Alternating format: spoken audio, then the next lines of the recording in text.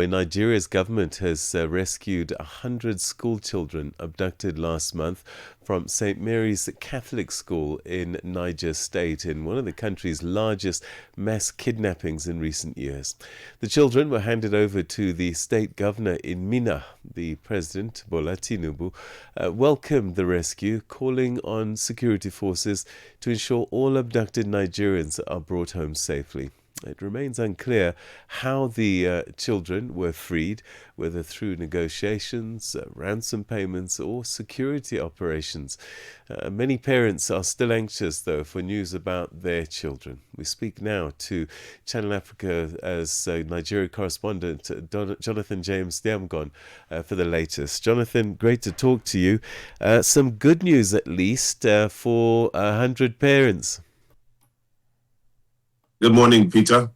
Yes, indeed, good news it is for those parents whose children or wards have been able to join them, to be reunited with them after what must have been a harrowing 2 weeks where they've been not able to tell where they are, what situation they're dealing with, even if they have been fed, if they've been able to sleep, or whatever the case is.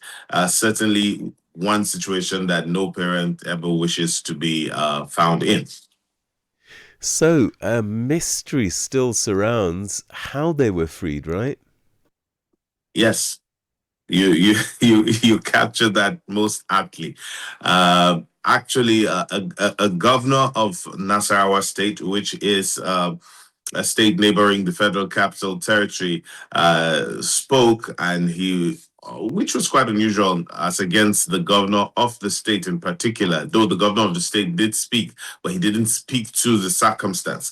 But this governor, Governor Sule of Nasarawa State, who spoke, mentioned the fact that it was due to security reasons, he was not able to divulge the circumstance surrounding how they were rescued. But what we do know is that the Nigeria State Security Services Department, which we call the DSS, played a key role, and it has been said that they were assisted as well by Nigeria's military. But what we have seen is the Office of the National Security Advisor take front seat in terms of driving this operation, and that's about the much we know as to the circumstances surrounding the rescue, Peter. What's the most likely scenario? Because I'm thinking a military operation, they would be telling us how many of the abductors were taken out in the process. And chances are, for no casualties, there must have been talking or payments made. Well, they haven't provided any details as to this situation. What we do know, however, is that it does not seem to have been a military operation, because there wasn't any reported case of duel between the agents of government and the abductors. And it just makes sense that at this stage there wouldn't be that, because remember that an estimated number of about 250 were still said to be in captivity, and only 100 are said to have been returned. So leaving about 150 or 100, though we're not sure the exact numbers. But we've got then, in addition to about 12 teachers who were also abducted. So it just makes sense that there would have only been conversations which many believe would have involved the payment of ransom, which government will certainly not want to own up to. So reports suggest that more than 300 people were initially abducted, including some teachers in that number. Do we know how many are still unaccounted for?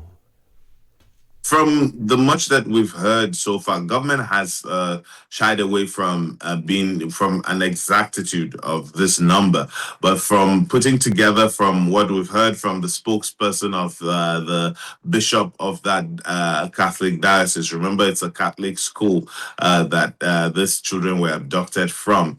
From what we have, it's estimated no fewer than about 100 of the students are still said to be in captivity, and then also about 12 of the teachers. That is the number we're working with at the moment.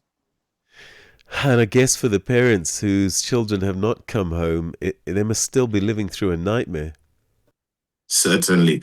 From images we've seen, so yesterday, the situation was pretty traumatic, even for me as a correspondent who has seen similar situations. I have been like a couple of years ago, I was in an event where parents of a related type of situation were gathered to pray and wail and cry when their children were taken.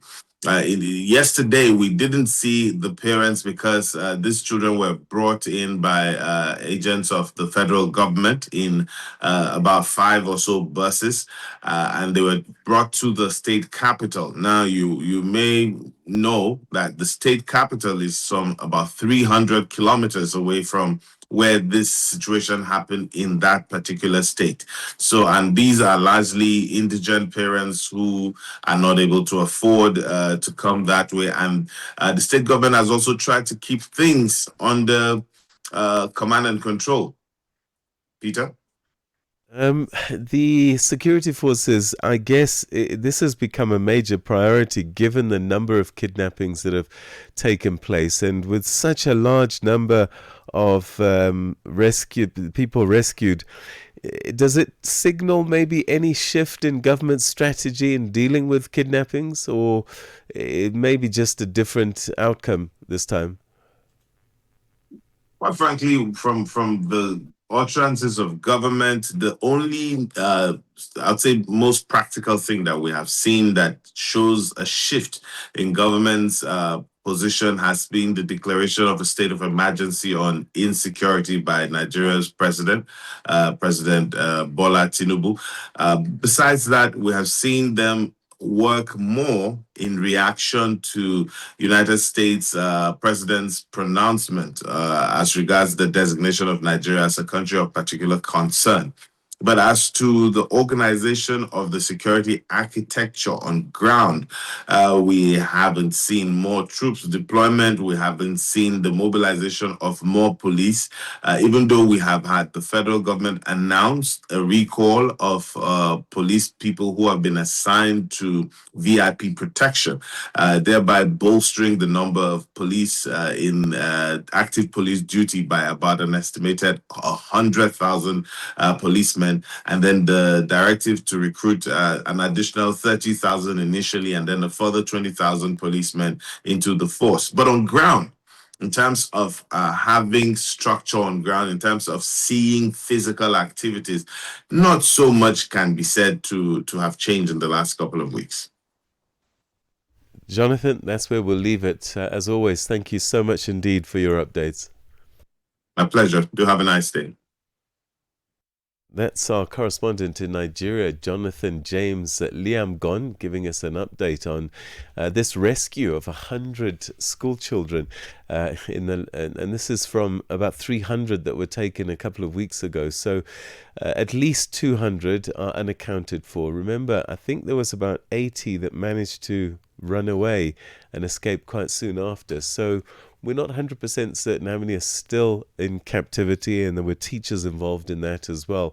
We'll keep on top of that story for you. And just to let you know, we're also trying to track for you Independence Day in Tanzania.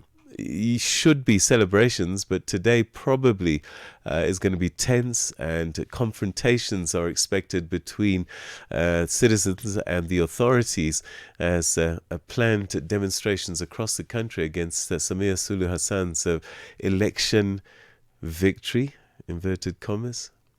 We'll have more for you during the course of the program. Got something to say? Are you passionate?